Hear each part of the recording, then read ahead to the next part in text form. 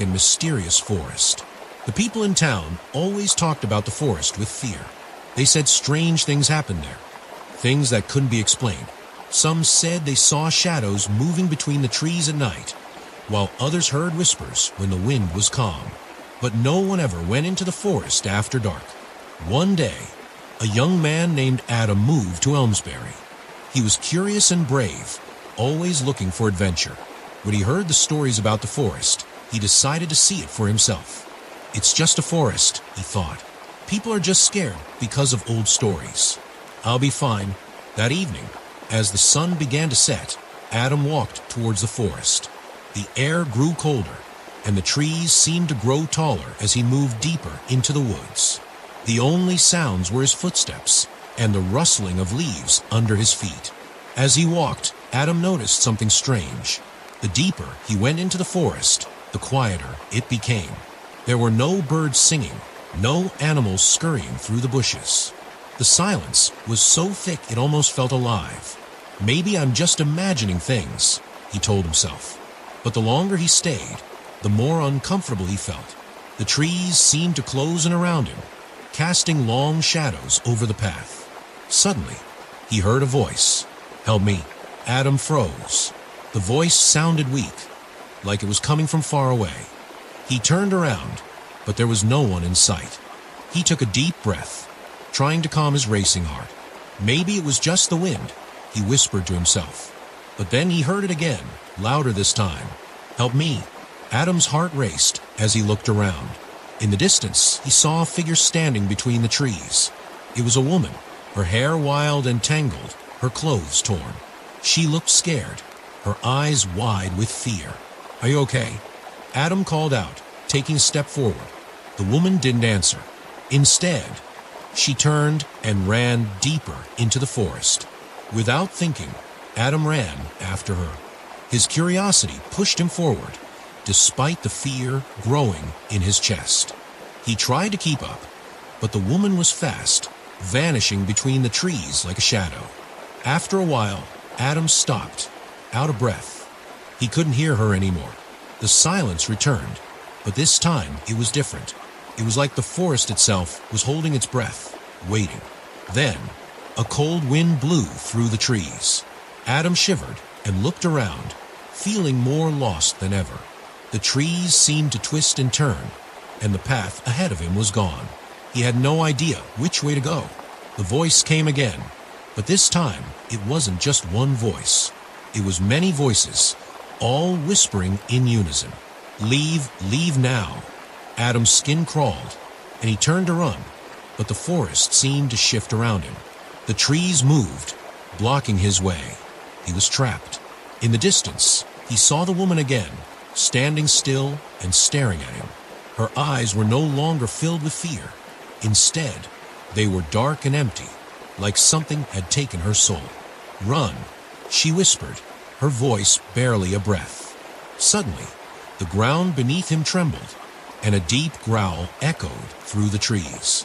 Adam felt a rush of cold air behind him, as if something huge was moving closer.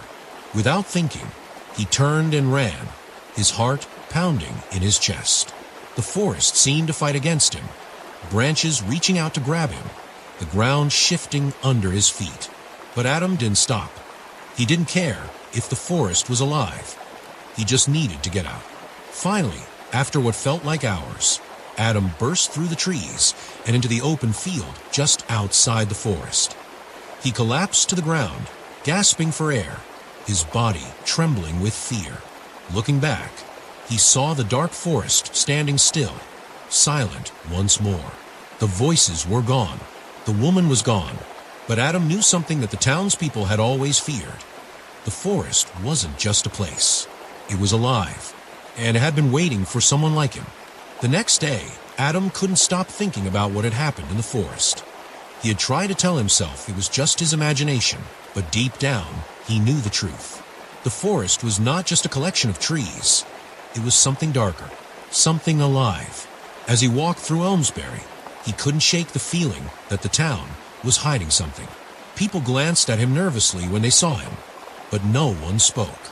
It was as if they all knew something, but were too afraid to share it. Adam went to the local library, hoping to find answers. The old librarian, Mrs. Gray, looked at him with a mix of curiosity and caution as he approached her. "Can I help you, young man?" she asked in her soft, raspy voice. "I want to know about the forest," Adam said. "The people here seem scared of it." Mrs. Gray's eyes grew wide. She lowered her voice, glancing around as if to make sure no one could hear. "The forest isn't something you should be messing with," she whispered. "Many have gone in and never come back. And those who do return, well, they're never the same." "What do you mean?" Adam asked, leaning in closer. "There's an old legend," Mrs. Gray began. "Long ago, the forest was home to a powerful spirit. It was said to protect the land, but over time, it became angry. Those who tried to take from the forest, whether they cut down trees, hunted its animals, or even disturbed its peace, became its prey. The spirit would punish them, trapping them in the forest forever." Adam felt a chill run down his spine. "And the voices I heard, the woman in the forest." "Ah, yes," Mrs. Gray said, her face growing serious. "That was once the spirit's human form. A long time ago, she was a woman who lived in Elmsbury. She fell in love with a man, but he was taken by the forest. Desperate, she entered it to find him, but she never returned. It's said that now, her soul is bound to the forest. She warns others, trying to save them from the same fate, but she can't escape." Adam shivered.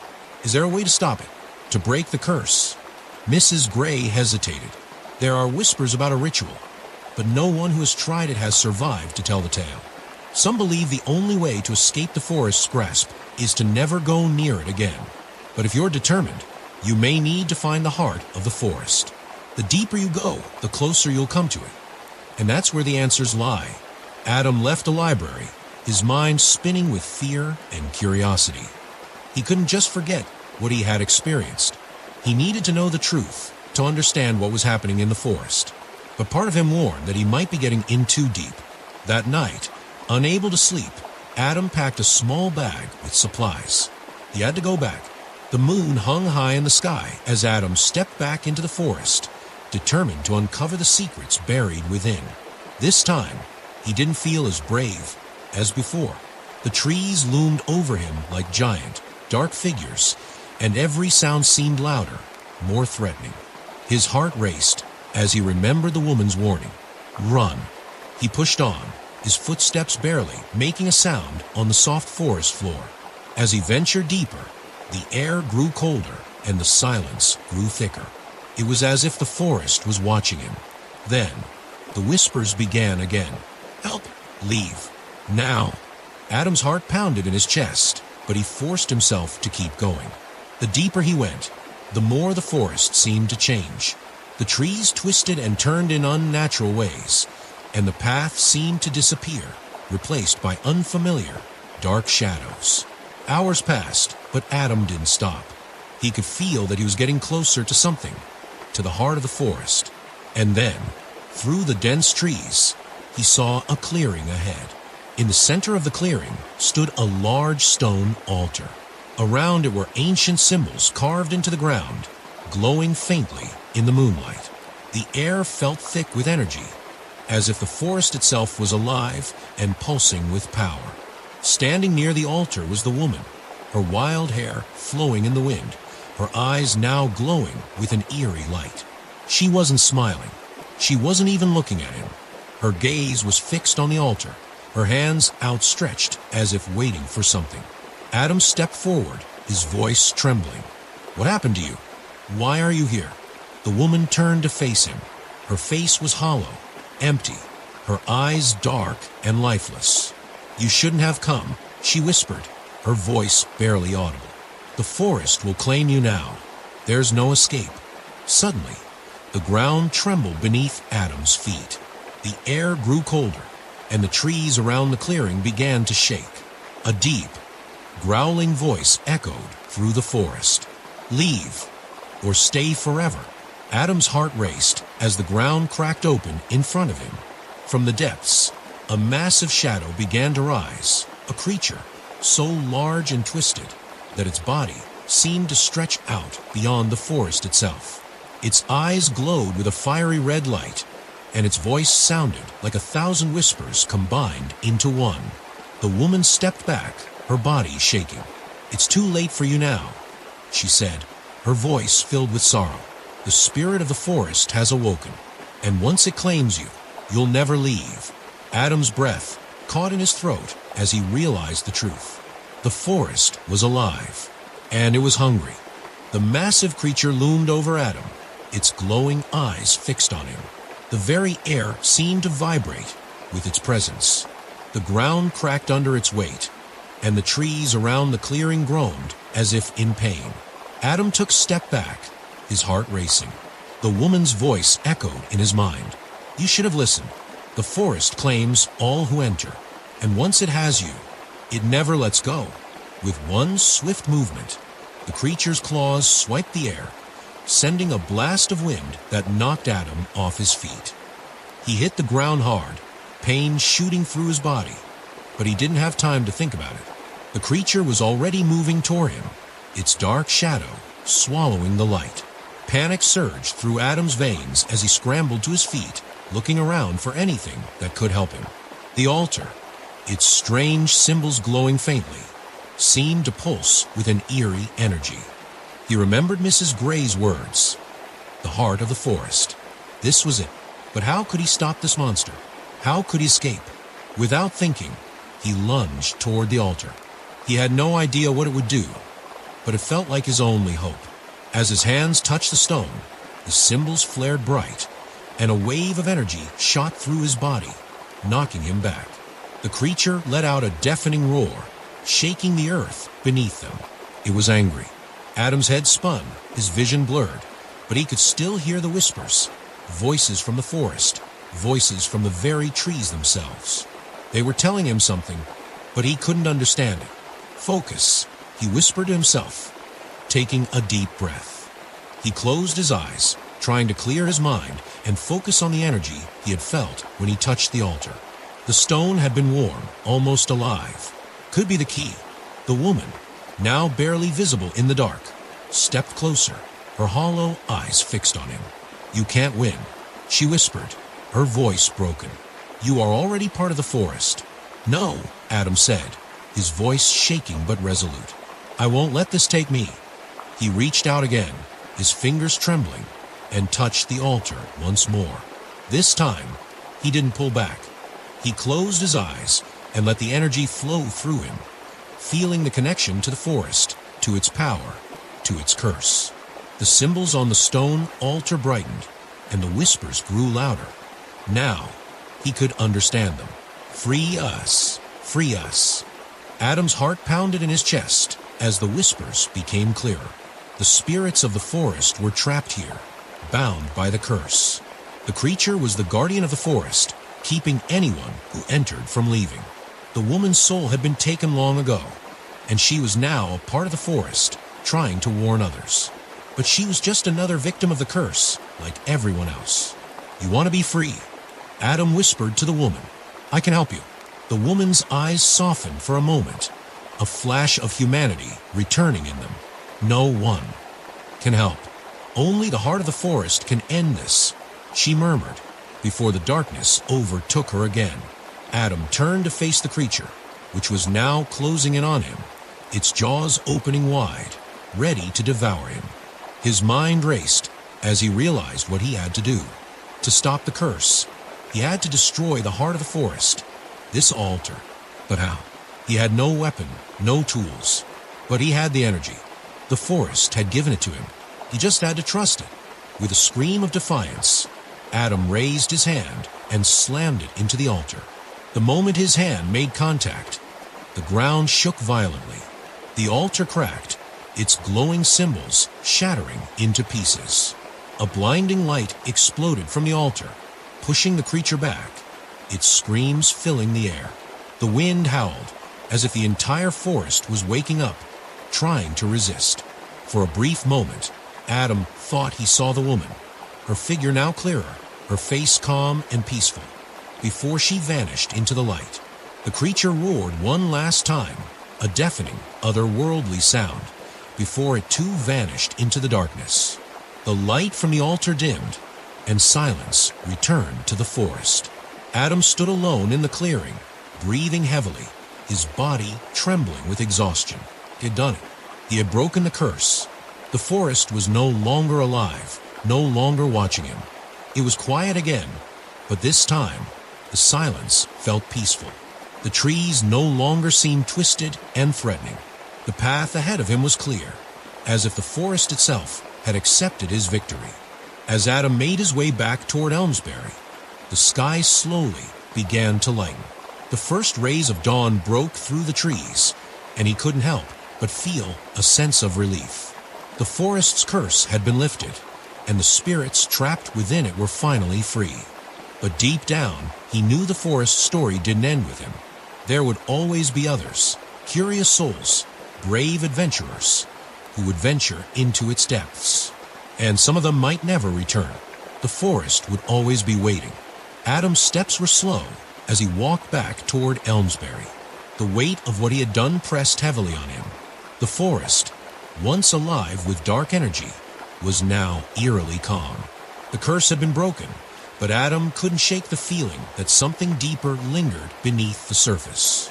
As he neared the edge of the forest, the sky began to brighten, the sun's first rays peeking over the horizon. The town of Elmsbury seemed peaceful, as if nothing had changed, but Adam knew better. The forest had claimed many souls over the years, and though the curse was lifted, the land still carried the memories of the lost. He reached the town and went straight to Mrs. Gray's library. The old woman looked up as Adam walked in, her face full of concern.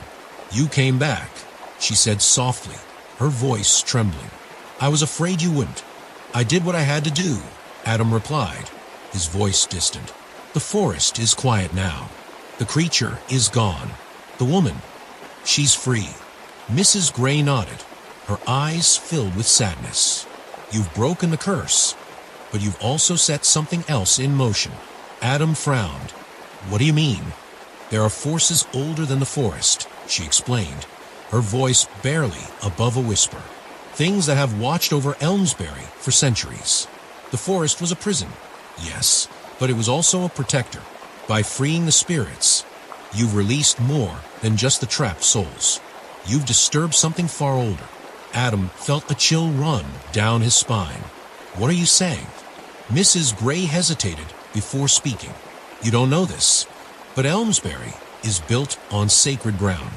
Long ago, the people here made a pact with an ancient being, something that protected the town from evil in exchange for its own sacrifice.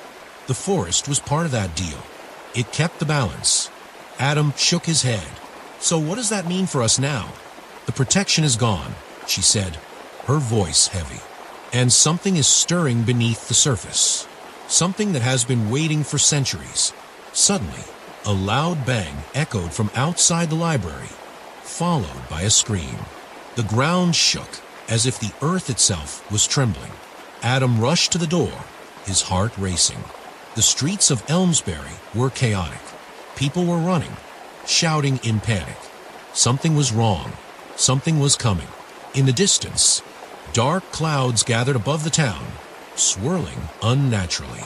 The once peaceful sky had turned into a deep, angry red. The air was thick with tension, and Adam could feel the ground beneath his feet vibrating. "We have to go," Mrs. Gray said urgently. "The ritual you broke, it wasn't just about the forest. It was a barrier holding something back." Before Adam could respond, a loud, monstrous roar echoed through the town. It was deep, bone-chilling, and filled with pure malice.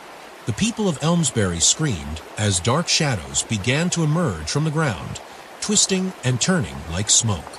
The shadows formed into shapes, dark, monstrous figures with glowing red eyes. They moved through the streets, attacking anything in their path. The air was thick with the stench of decay, and the ground seemed to crack open beneath their feet, revealing dark, endless depths. The protection that had once kept the town safe was gone. The evil that had been held back for centuries was now free. "No," Adam whispered, realizing what he had done. The creatures were part of the ancient evil that had been sealed away by the pact. He had set them loose by breaking the curse of the forest. Mrs. Gray grabbed his arm, pulling him into the library. "You have to fix this. The ritual you broke wasn't meant to be undone.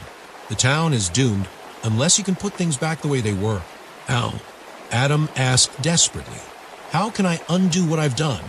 Mrs. Gray's face was pale, her hands shaking. "You can't undo it entirely, but there is one way to stop them. You must return to the heart of the forest, to the altar where the ritual was performed. You must perform the ritual again, this time binding the evil back in." "But the altar's destroyed," Adam protested. "I shattered it." "The altar was only a symbol," Mrs. Gray said, her voice grave. "The true source of the ritual lies beneath the forest. You must descend into the earth, into the roots of the land itself. There, you will find what was once sealed away." Adam felt the weight of her words. He had already faced the forest and its creature, but now he had to face something far worse, an ancient evil that had been waiting for its chance to rise. "Go now," Mrs. Gray urged. Before it's too late, Adam didn't hesitate. He turned and ran out of the library, his mind racing. The town of Elmsbury was in chaos, but he couldn't stay to help. The only way to save it was to return to the heart of the forest, to the source of evil. The sun had completely set by the time Adam reached the forest once again.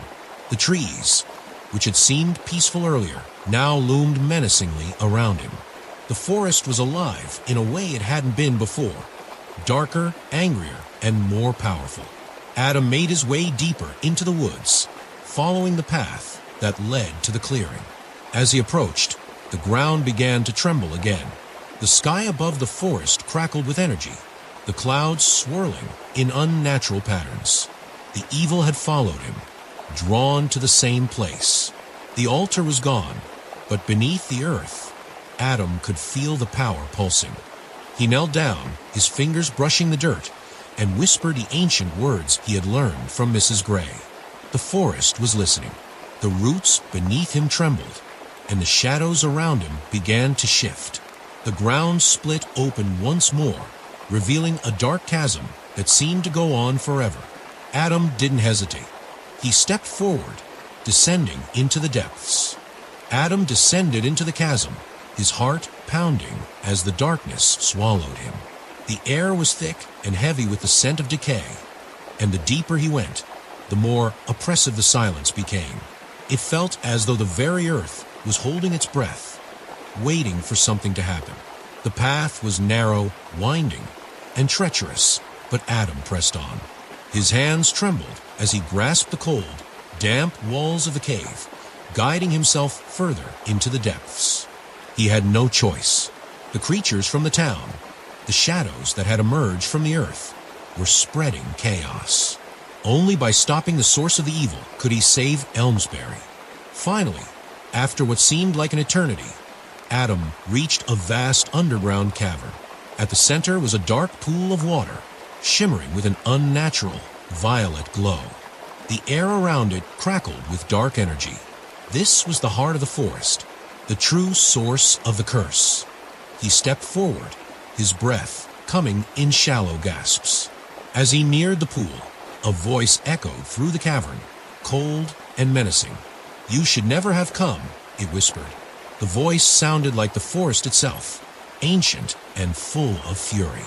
Adam knelt before the pool, his fingers brushing the surface of the water. A sudden rush of memories flooded his mind. Visions of the town's founders, the pact they had made with the ancient evil, and the spirit that had protected the land. It all came crashing down on him, and for a moment, he understood the full weight of his actions. By breaking the ritual, he had shattered the delicate balance that had kept the evil at bay. But there was still a chance. Adam stood tall, his voice firm, as he repeated the words he had learned from Mrs. Gray. The ancient incantation, the one that would bind the evil once more. As he spoke the final words, the ground shook violently. The pool of water rippled, and a dark mist began to rise from it, swirling around Adam. The shadows in the cavern twisted and writhed, but Adam stood his ground. He couldn't stop now. The words were not just a ritual. They were a plea for the earth, for the balance to be restored. The mist grew thick, choking him, but he pushed through, finishing the incantation. A blinding light erupted from the pool, filling the cavern with a fierce, radiant glow. The shadows screamed in agony as they were drawn back into the earth, pulled into the depths from which they came. Adam fell to his knees, exhausted and gasping for air. The light faded, and the cavern became still once more. The oppressive weight that had been hanging over him lifted, and for the first time, he felt a strange sense of peace. The evil was sealed away again, but the price had been high. As Adam struggled to his feet, he realized that the forest, the land itself, had taken a part of him. He could feel it in his bones, the weight of the pact he had broken, the cost of restoring balance. His connection to the forest was stronger than ever. The land would always remember him, and he would never be free from its grasp. With a heavy heart, Adam made his way back up to the surface. The town of Elmsbury was quiet now, but the damage had already been done. People were mourning the loss of loved ones, some still trapped in the shadows of the creatures. Adam knew there was no going back. He had saved the town, but he had also lost a part of himself in the process. As he stood at the edge of the forest, looking back at the now silent trees, Adam understood the truth.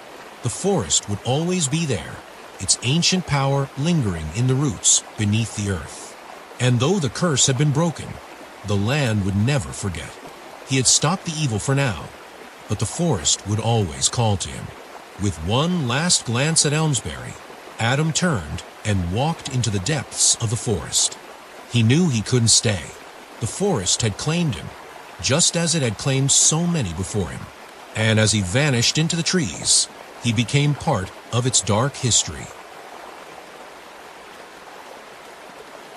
The small town of Arden Hollow had always been a quiet place.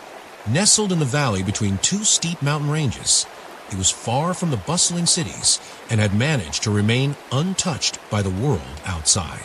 The people here were simple folk, farmers, traders, and families who had lived in the town for generations. But there was always an undercurrent of something strange, something unsettling. The elders would often whisper about the old stories, about the Hollow's dark past. They spoke of shadows that moved on their own and strange lights that flickered deep in the forest at night.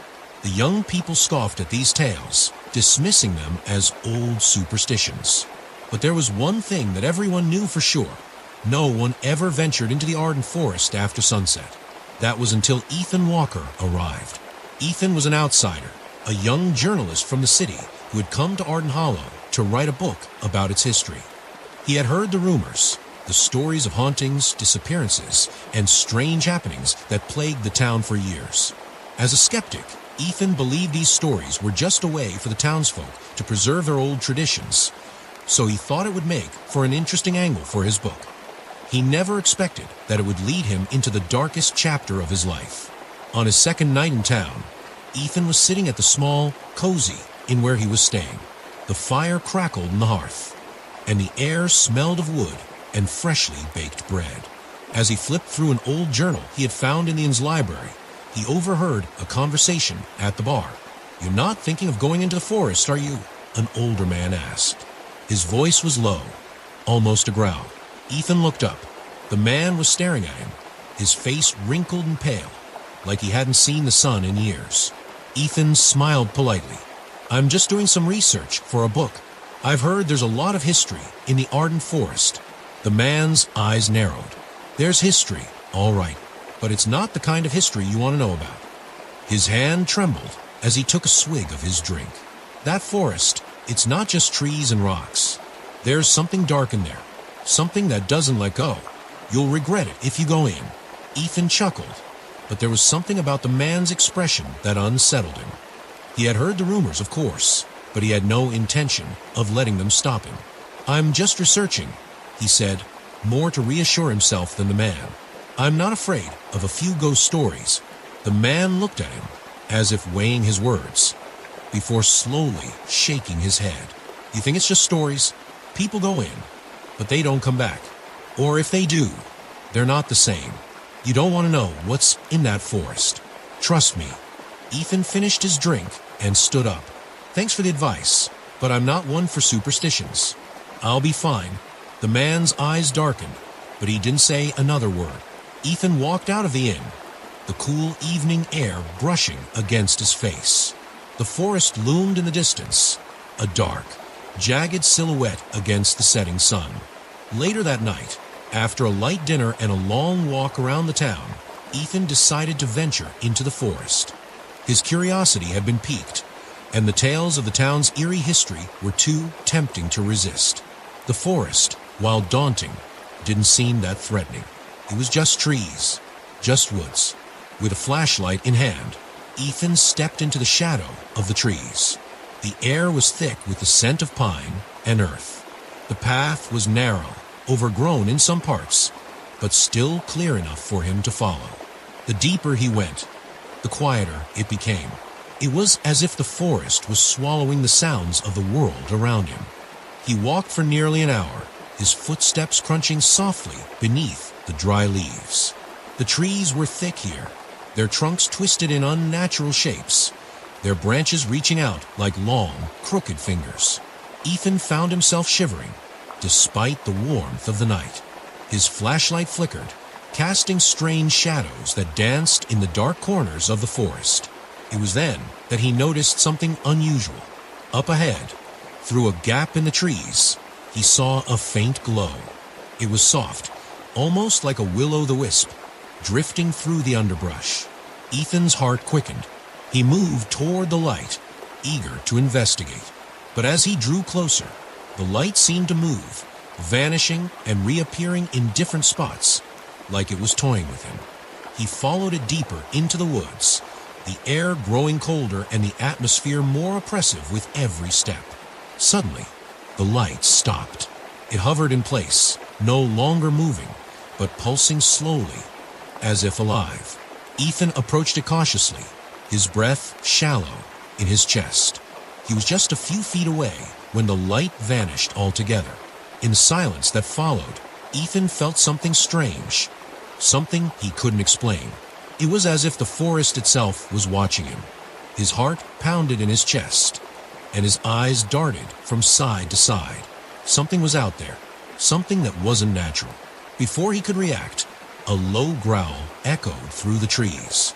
The growl echoed again, deeper this time, vibrating through the air like the growl of a predator. Ethan froze. His flashlight flickered again, casting erratic shadows across the dark forest. He scanned the trees around him, his breath quickening. There was no sign of any animal, but the feeling of being watched intensified. The growl came again, closer this time. His instinct screamed at him to turn back, but his curiosity was stronger. He took a hesitant step forward, shining his flashlight in every direction. The beam of light danced wildly in the trees, casting long, jagged shadows that seemed to move with a life of their own. Ethan gripped his flashlight tighter, feeling the weight of his own fear. But then he heard it, an unmistakable sound. Footsteps. Not the crunching of leaves under human feet, but a slow, deliberate tread, soft yet heavy. It was as if something was moving with incredible care, stalking him. He turned around quickly, his pulse racing. There was nothing, just the dark expanse of the forest. He took another step, then another, his heart hammering in his chest. Suddenly, the underbrush rustled to his left. Ethan swung the flashlight in that direction, but before he could get a clear view, a figure emerged from the darkness. It was tall, almost impossibly tall, and it moved with a fluidity that defied logic.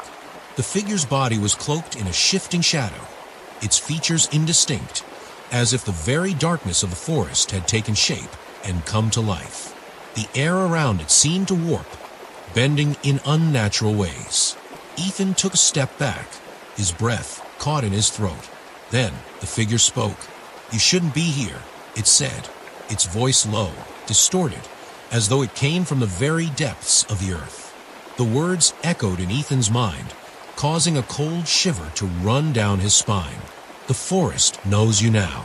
It won't let you leave. Ethan stumbled backward, his hand clutching the flashlight as if it could protect him. What were you? The shadow moved closer, and Ethan could see now that its shape was made of darkness itself, cloaked in shadows that writhed and twisted around it like living things. Its eyes glowed faintly, yellow, cold, and emotionless. "I am part of the forest," it said, its voice seeming to rise from the earth beneath Ethan's feet. And the forest does not forget.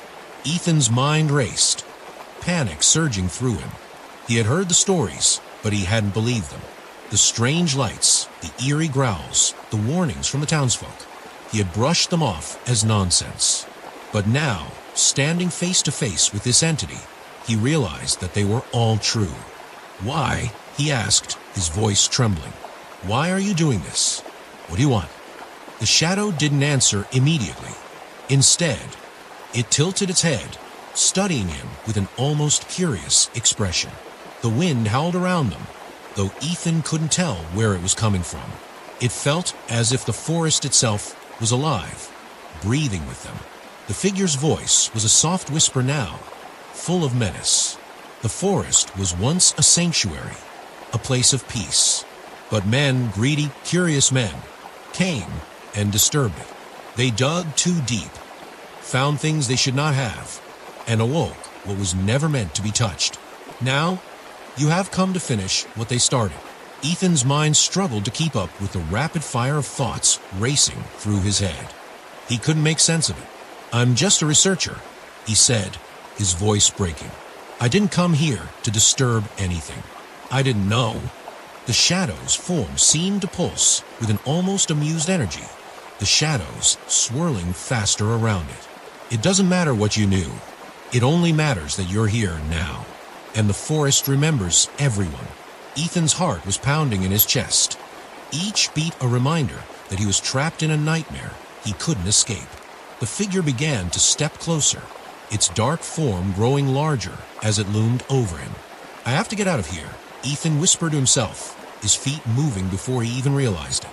His body was on autopilot, instinctually trying to flee, but the forest seemed to close in around him, the trees narrowing the path, the shadows growing darker and deeper with each step he took. He glanced back over his shoulder. The figure wasn't following him directly, but Ethan could feel its presence, pressing down on him like a weight, as though the forest itself was shifting to trap him. Suddenly, a sharp, piercing cry rang out from the trees ahead. It wasn't a bird or any animal he recognized. It was something otherworldly. The sound reverberated through his body, rattling him to the core. Ethan turned to face the source of the sound, his flashlight trembling in his hand. What he saw nearly made his heart stop. From the depths of the forest, emerging from between the trees, was a massive creature. Its form was a twisted amalgamation of shadows and bark, with elongated limbs and glowing eyes. Its mouth opened, revealing rows of jagged teeth, and it let out a blood-curdling scream. Ethan couldn't move. His legs were frozen in place, as if the creature's very presence had paralyzed him. The figure, still standing behind him, spoke again. "This is your fate. There is no leaving the forest now. It has claimed you." Ethan's breath came in shallow gasps, his heart pounding as the creature slowly advanced. Its glowing eyes locked onto him, the light from the flashlight trembling in his unsteady grip. He tried to move, but his legs refused to obey, as if the forest itself had rooted him to the ground. The creature's twisted form loomed closer, the air around it thick with a heavy, oppressive darkness. It was no longer just a shadow. It was something alive, something ancient and malevolent. The trees around Ethan creaked and groaned as though they, too, were alive, their branches bending toward the creature, swaying in a rhythmic, almost hypnotic dance. Ethan's mind raced. He had to get out. There had to be a way. He glanced desperately around the forest, searching for any possible escape, but the shadows seemed to shift with every movement, closing in on him. "Run!" The voice of the shadow figure spoke again, but this time it was softer, almost taunting. "It won't help. The forest has already marked you.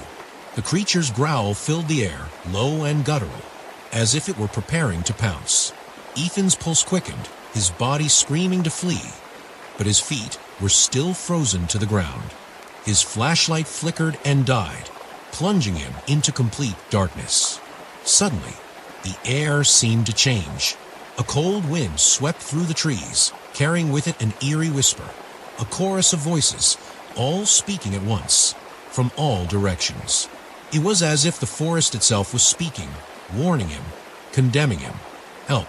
Ethan shouted into the darkness, though he knew it would do no good. The town was too far to hear him. No one could help him now. The creature let out another scream, a sound that shattered the silence and filled Ethan's ears with a terrible ringing.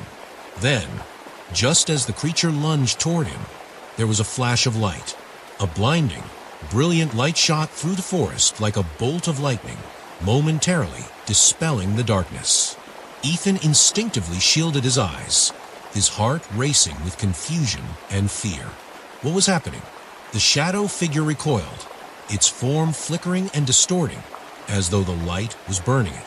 The creature, too, seemed to hesitate, caught off guard by the sudden burst of light. The whispers in the air grew louder, more frantic, as if the forest itself was resisting this intrusion. Ethan didn't know what was happening, but he knew he couldn't waste a second. He turned and ran. His legs finally obeyed, and he sprinted as fast as he could, the sound of the creature's snarls and the crackling of the forest echoing behind him. The trees seemed to close in, their branches reaching out to grab him, but the light, whatever it was, continued to pulse, guiding him through the darkness. He didn't dare look back. He just ran, ignoring the burning in his lungs and the sharp pain in his side. His mind raced with questions, with confusion, but one thing was clear. He had to escape. The creature, the forest, whatever this was, it was all too much. The light guided him, flashing with every step, but it began to fade. The oppressive darkness was closing in again, the whispers growing louder and more frantic. The air felt thick, suffocating, and his surroundings became a blur of shadow and light. Just when Ethan thought he couldn't go any further, the ground beneath him shifted. His foot caught on a root, and he stumbled forward, crashing into the dirt. He pushed himself up, but the moment his hand hit the ground, he felt something, a presence, cold and heavy, pressing down on him. Ethan's breath caught in his throat as he looked down. There, beneath his hand, was a symbol carved into the earth. It glowed faintly, an intricate pattern of runes he had never seen before. The moment he touched it, a surge of energy coursed through him, filling him with a strange sense of both terror and power. The shadows around him recoiled, as if afraid of the symbol. The air crackled with static, and the whispers grew faint, almost inaudible. But the moment was fleeting. The creature's growl echoed again, louder and more desperate than before. Ethan quickly stood up, his body trembling, but the symbol was still glowing faintly beneath his hand. Desperately, he looked around for any sign of the path back to town, but the forest had changed. The trees, the shadows, they all seemed to merge into one massive, pulsating entity. And then he saw it. Through the trees, just beyond the clearing, was a figure standing alone, an old woman, draped in tattered robes, her face hidden by a hood. She stood perfectly still, as if waiting for him. "Come," the woman called softly, her voice barely a whisper. "Come closer. You must know the truth." Ethan's instincts screamed at him to run, but something in her voice kept him rooted in place. There was something familiar about her, something comforting yet terrifying at the same time. He took a step forward, drawn by an invisible force. As he approached, the woman raised her hand, revealing the same symbol that had been carved into the earth beneath him.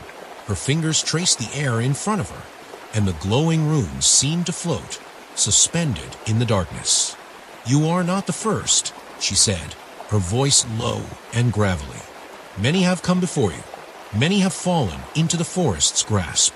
But you, your presence has awakened something ancient. And now, you must face it." Ethan's head spun. What is this place? What do you mean? The woman's eyes flickered beneath her hood, glowing faintly in the darkness. This forest, it was never just a forest. It is a prison for a force older than time. And you have set it free. Ethan stood frozen, the weight of the woman's words settling over him like a thick fog. The forest seemed to breathe around him, the shadows shifting and pulsating as if they were alive, waiting, watching. His mind was racing. Set it free. What did she mean? The old woman, still cloaked in tattered robes, stepped forward slowly, her face remaining hidden beneath the hood. Her presence was both unsettling and oddly calming, like a distant echo of something forgotten. She raised her hand, and the runes in the air flickered, casting brief flashes of light across the surrounding trees. Many have come before you, she repeated, her voice a whisper that seemed to travel through the air itself. But none have made it this far, not without the forest taking something from them. Ethan's heart pounded in his chest. Taking something from them? What is it? He demanded, his voice trembling. What does the forest want from me? The woman didn't answer immediately. Instead, she reached into the folds of her cloak and pulled out a small, weathered book. It was bound in dark leather, its pages yellowed with age, and it pulsed with the same strange energy that seemed to fill the air. She held the book up, letting the runes on its cover glow briefly before she closed it again. This book, she began, her tone darkening, contains the history of this forest, of everything that has been buried here. There are things in this world that should never have been uncovered. And there are forces, ancient, untamable, that should never be disturbed. Ethan took a step closer, though his body screamed at him to run. His mind was a whirlwind of confusion. But I didn't. You didn't have to, the woman interrupted, her voice sharp. The forest doesn't care about intentions. It only cares about its power. And now that you've awakened it, there is no turning back. Ethan felt a chill run down his spine. The air around him grew colder, and the shadows deepened, twisting into shapes that seemed to move at the edges of his vision. It felt like the very forest was alive, watching him, judging him. What's in the forest? Ethan asked, his voice barely above a whisper, but the question hung heavily in the air. What did I awaken? The woman's eyes, faintly glowing beneath her hood, seemed to soften for a moment. An ancient evil, she said, her voice barely audible. A force older than time itself. It was imprisoned long ago, sealed within the heart of the forest. The people who founded this town, they knew of it.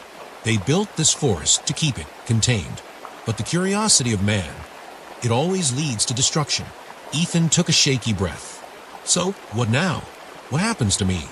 The woman's lips curled into a faint, knowing smile. But it wasn't a comforting smile. Now, you face the consequences of your actions.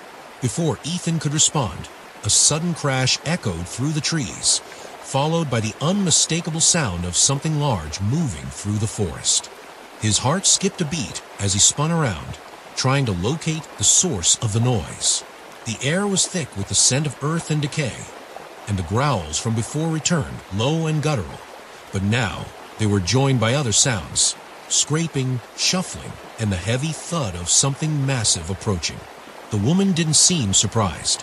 Instead, she stepped back, allowing the shadows to envelop her even more. It has come, she murmured.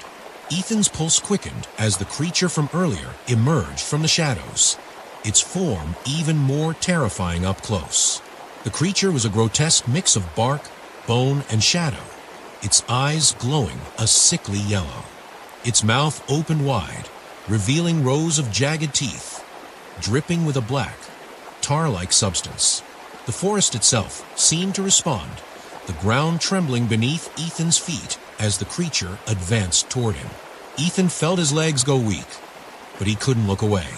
The creature's presence was suffocating, and he knew, without a doubt, that it was coming for him. He reached for his flashlight, but it was gone. His mind raced, searching for a way out, but the woman's warning echoed in his mind.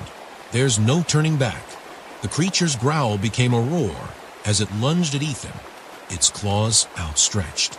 Ethan dove to the side, narrowly avoiding the creature's attack, but he crashed into the dirt, his body scraping against the rough ground. Pain shot through him, but he didn't stop. He scrambled to his feet, his breath ragged, his heart thundering in his chest. The woman didn't move, her eyes watching him with a detached calmness, as if she knew this was inevitable. "You awakened it," she said softly. "Now you must face it." Ethan pushed himself up, stumbling backward, trying to keep his distance from the creature. His mind was racing, but his body was running on pure instinct. The creature's growls echoed in the night, a constant reminder of the danger that was closing in on him. He had no choice but to fight, but how? What could he do against something like this? As the creature advanced, Ethan caught sight of a symbol he had touched earlier, the glowing runes that seemed to pulse with energy beneath his hand. It was the only thing that had kept the forest at bay. If it had power, he needed to tap into it. He turned to the woman, desperation flooding his voice. "What is this symbol? How do I use it?" The woman's face softened, and for the first time, there was a flicker of something like pity in her eyes. "You can't use it," she said quietly. "Not unless you're willing to pay the price." Ethan didn't have time to think about the price. The creature was nearly upon him, its grotesque claws slashing through the air. He reached out, touching the ground again, trying to feel the symbol, to understand it. The moment his hand made contact, the ground beneath him shook violently, and the runes flared to life. A burst of energy shot through him, coursing through his veins like fire. The air crackled with power, and the creature stopped in its tracks, howling in pain as the light from the runes blazed even brighter. But Ethan could feel it, a terrible force pulling at him, twisting his body, as though the energy was draining him. The woman's voice echoed in his mind. "You've made your choice." The energy from the glowing runes surged through Ethan's body, lighting up the dark forest with an otherworldly brilliance. It felt like fire and ice at the same time, burning through his veins, freezing his muscles, as if something ancient and powerful was clawing its way into his soul. His vision blurred, and he stumbled, barely able to keep himself standing. The creature let out a horrifying scream, more shrill than before, as the light from the runes intensified, pushing it back. But instead of retreating, the monster only grew angrier, thrashing in pain, its body twisting in unnatural ways, as if the light itself was tearing it apart. Ethan fought to maintain his grip on the glowing energy, but it was slipping away, pulling him deeper into something he couldn't control. His breath came in desperate gasps, and the shadows in the forest seemed to close in tighter, as though the very trees were suffocating him. "No," he gasped, struggling to hold onto the power. "I don't want this. I can't handle it." But the forest had already decided. The price for tapping into this force had been paid, and there was no turning back. The woman's voice came to him again, this time clearer, sharper. "You have awakened the Keeper." The Keeper. Ethan's heart skipped a beat as the words echoed in his mind. He didn't know what it meant, but the sense of dread that filled him made it clear that the Keeper was not something he could fight with sheer will. The creature, now writhing in the light, seemed to be trying to claw its way back into the shadows, but it couldn't. Its form was disintegrating under the force of the symbol. Ethan's strength faltered. He collapsed to his knees, the world spinning around him. The light flickered once more, then dimmed, and the creature's scream fell into a chilling silence. For a moment, everything was still. Then, with a violent rush, the light exploded outward, blinding Ethan. The world went dark. When he opened his eyes again, he found himself lying on the forest floor, gasping for air. His limbs felt like lead, and his head throbbed with pain. The eerie calmness of the forest around him was unsettling. The creature was gone, but so was the woman. The runes, too, had faded, leaving only the dirt and the faint remnants of their energy. Ethan shakily pushed himself up, feeling the ground beneath him solid and unmoving. He looked around. Nothing had changed. The forest still loomed over him, dark and oppressive, its twisted branches reaching out like fingers. But there was no sign of the creature. No sign of the woman. He took a step, his knees wobbling beneath him, and that's when he noticed it.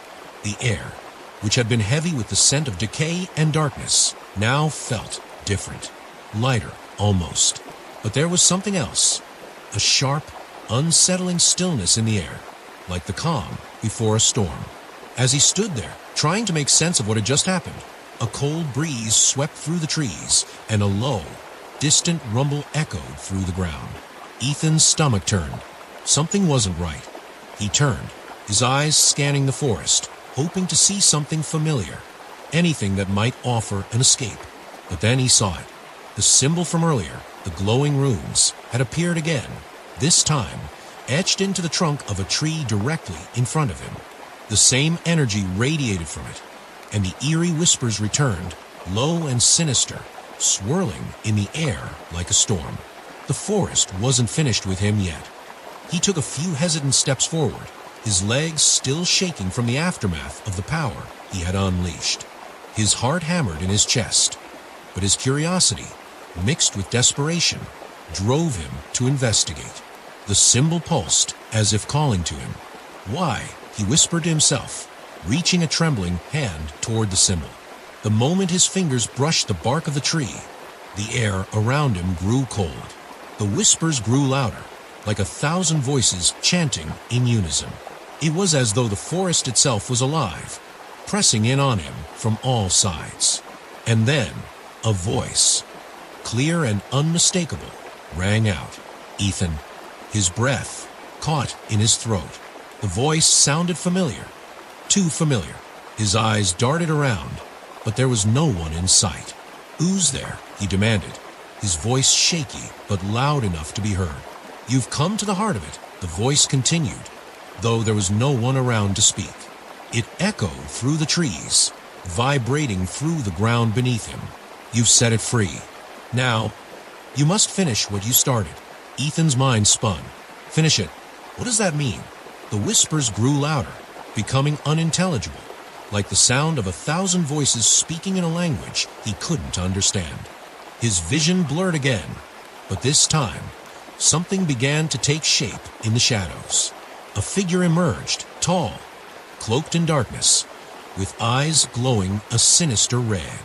Its features were indistinct, shifting like smoke, but its presence was undeniable. Ethan took a step back, his heart pounding in his chest as the figure approached, its shadow stretching long and dark across the forest floor. "Who are you?" Ethan demanded, though he already had a sinking feeling he knew the answer. The figure didn't respond immediately. It simply stood there, watching him. Then, slowly, its voice filled the air. "I am the keeper, and now you will pay the price." Ethan felt a sharp pain in his chest, as if the figure's words had physically struck him. He gasped, clutching at his heart, his body buckling as an overwhelming sensation of dread washed over him.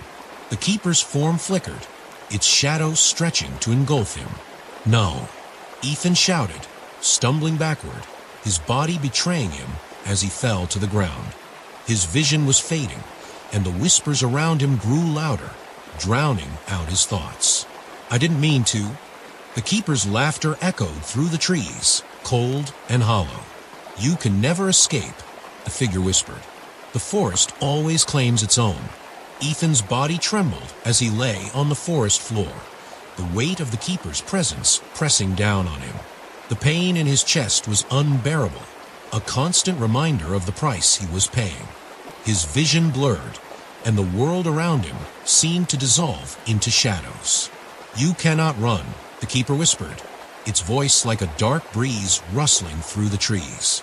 "The forest has claimed you. You are part of it now." Ethan could feel the darkness creeping in, swallowing him whole. He tried to scream, but his voice was lost in the silence of the woods. The air was thick with the whispers of the forest, 1,000 voices speaking in a language he could not understand, each one pulling him deeper into the abyss. But amidst the darkness, something stirred within him, a spark of defiance, a flicker of hope. "I won't give in," Ethan thought. "I didn't come this far to die in the woods." With every ounce of strength he had left, Ethan forced himself to rise, despite the overwhelming weight pressing on him. The keeper's form flickered, its red eyes glowing with malice, but Ethan didn't look at it. Instead, he focused on the symbol, the glowing runes etched into the trees around him. It was the source of the forest's power, and was the only way out. With shaking hands, Ethan reached for the symbol once more. The energy that coursed through him was different this time. It was raw, untamed, and it hurt like nothing he had ever felt before. But he gritted his teeth and pressed on. He could feel the force pulling at him, trying to drag him down, but he refused to let it win. The keeper's laughter echoed in his ears, but Ethan didn't falter. He knew what he had to do. With a final, desperate cry, he slammed his hand against the symbol, channeling everything he had into it. The runes flared to life, brighter than before, filling the entire forest with blinding light. The ground trembled beneath him, and the whispers reached a deafening crescendo. But Ethan didn't let go. He focused, determined to finish what he had started. The keeper's form writhed in the light, its monstrous shape twisting and contorting as the power of the runes consumed it. The red glow of its eyes flickered, then vanished as the creature was pulled into the very earth itself. The forest groaned, and for a moment, everything went still. Ethan collapsed to his knees, exhausted, his body racked with pain. The light from the runes began to fade, and the shadows slowly receded, the oppressive weight lifting from his shoulders. The whispers died down, and the air grew still and silent. He didn't know how much time had passed, but when he opened his eyes, the forest around him was different. The trees were no longer twisted and threatening. The air, though still heavy, no longer felt suffocating. The darkness was gone. Ethan took a deep breath, feeling the cool night air fill his lungs. He had done it. He had freed the forest, but at a terrible cost. The keeper was gone, and the power that had haunted him was no more. The shadows that once threatened him had been banished. But as he stood, he noticed something in the distance, a figure standing at the edge of the forest. It was the woman. Her face was still hidden beneath her hood, but she was watching him, her gaze steady and unwavering. "You have freed the forest," she said, her voice calm, but not without a price. Ethan's chest tightened, and he nodded slowly. "I understand." The woman stepped forward, her presence now less foreboding. "You will leave here now," she said. "The forest has no more need for you. But remember, the darkness never truly leaves. It waits, always." Ethan didn't respond. There was nothing more to say. The woman turned and began to walk away, fading into the trees. With a heavy heart, Ethan turned toward the edge of the forest. The town of Arden Hollow lay just beyond, untouched by the horrors that had transpired within the woods. But he knew deep down that the forest's darkness would always be with him. The memories, the whispers, the creatures that lurked in the shadows, they would never fully leave. He took one last look at the forest, now peaceful, but forever changed. And as he walked away, the wind whispered through the trees, a reminder that the line between light and dark was thinner than anyone could ever know.